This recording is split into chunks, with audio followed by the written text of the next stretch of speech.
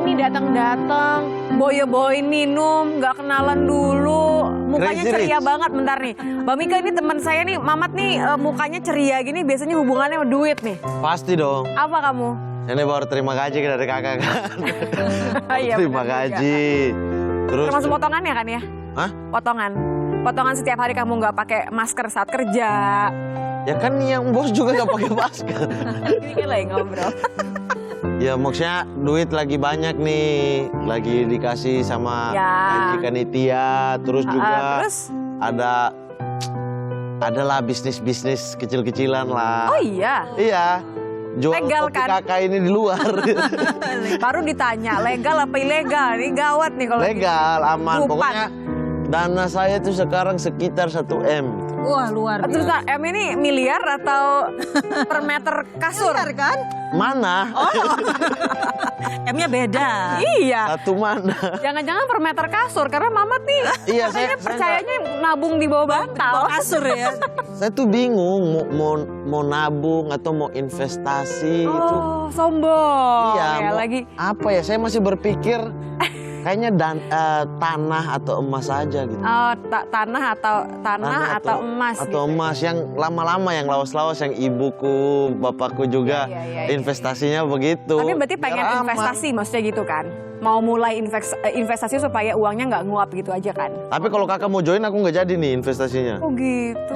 Ya nggak mau, semua Nggak sendiri-sendiri. percayaan. Udah tapi ngomong-ngomongin investasi, kayaknya nggak cuma Mamat nih yang lagi berpikir sekali dua kali mengenai investasi. Nitya sempat nanya Mbak Mika sama beberapa teman juga gitu ya. Kan nggak cuma Mamat temannya kan ada namanya. Kita coba dengerin deh. Apa sih pendapat mereka soal investasi, apalagi di tengah pandemi kayak gini? Oke.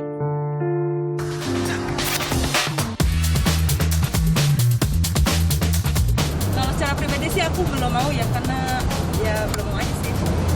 Kalau untuk saya pribadi untuk di saat ini enggak sih, karena selain belum tahu juga, belum tahu detail apa dalamnya tentang investasi gitu.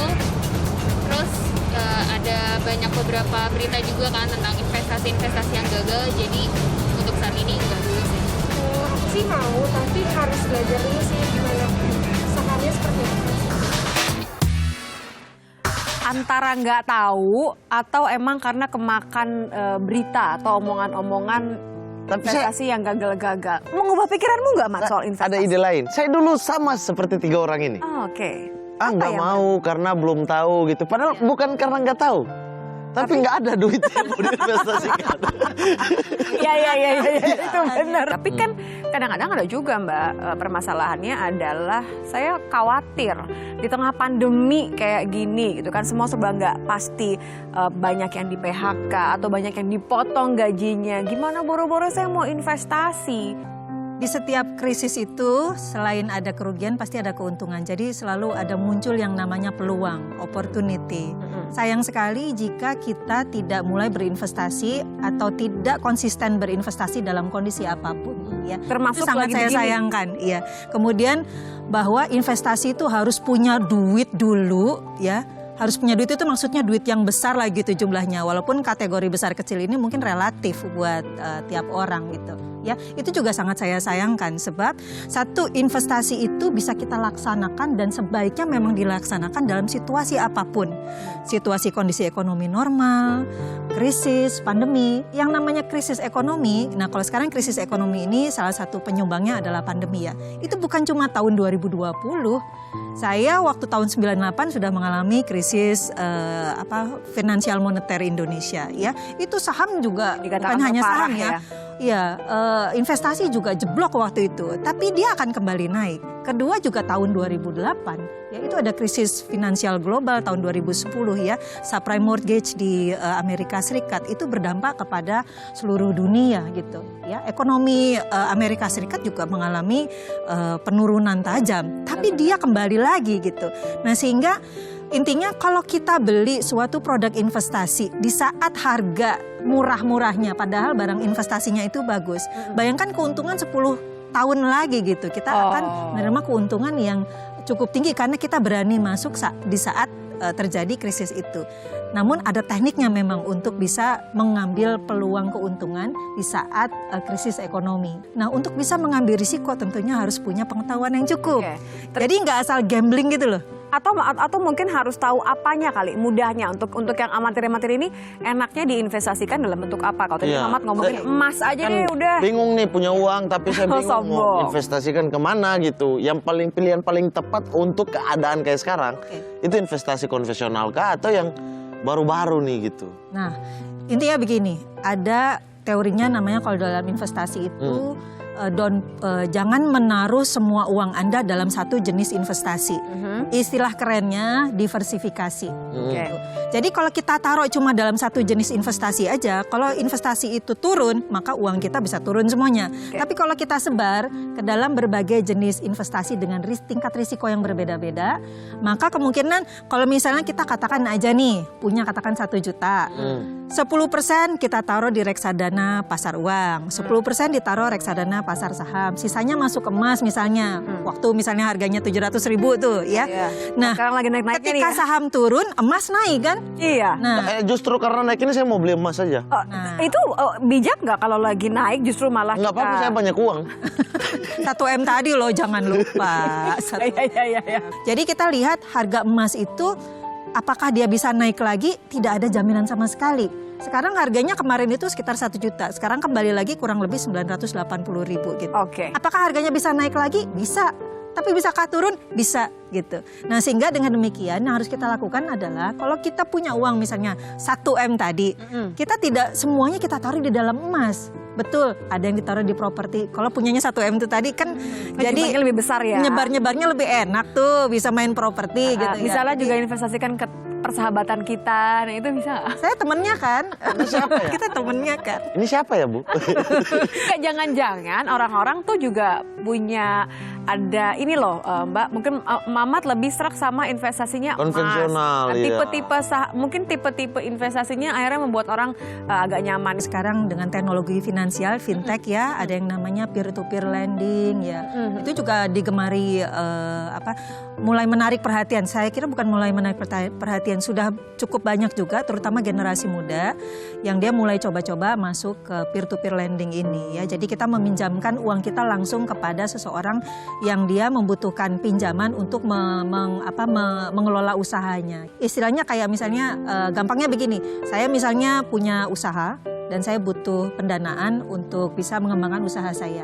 Saya pinjam ke Mamat misalnya ya.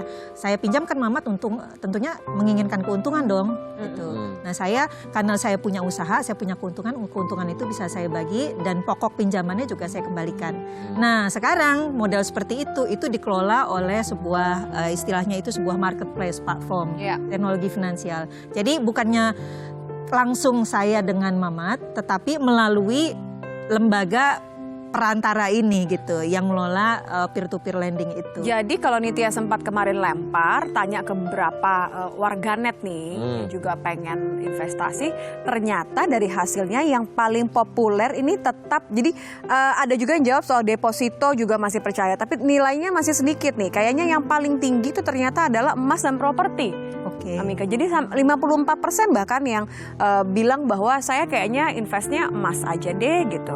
Entah karena dipengaruhi harga emas yang lagi Iya, naik ya, pasti. atau karena jatuhnya stabil. Kan sesuatu yang stabil kan lebih menenangkan hati ya di tengah pandemi kayak gini, ya nggak sih Mbak Mika? Make sense nggak sih? Kayak Artinya pola pikirnya? dia tidak akan merugikan kita dalam waktu yang lama atau jumlah yang besar gitu kalau emas atau properti gitu kan. Ya. Harganya akan terus naik gitu-gitu. Atau apa alasannya? Oke, ini ada yang menarik dari beberapa insight Nitya maupun Mama tadi ya. Tadi sukanya gitu ya. Sudah biasanya itu kan menceritakan kecenderungan seseorang dalam memilih gitu. Kecenderungan dalam memilih produk investasi itu apa. Di situ ada bias sebenarnya, suka atau tidak suka, like and dislike. Yang kedua tadi dari Mamat, dalam jangka panjang. Kan emas dan properti nggak bakalan rugi.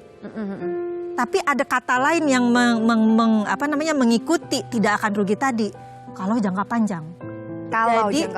Jadi harus ada syaratnya kalau kita mau investasi emas maupun properti jangka panjang. Kalau jangka pendek yang masih berfluktuatif.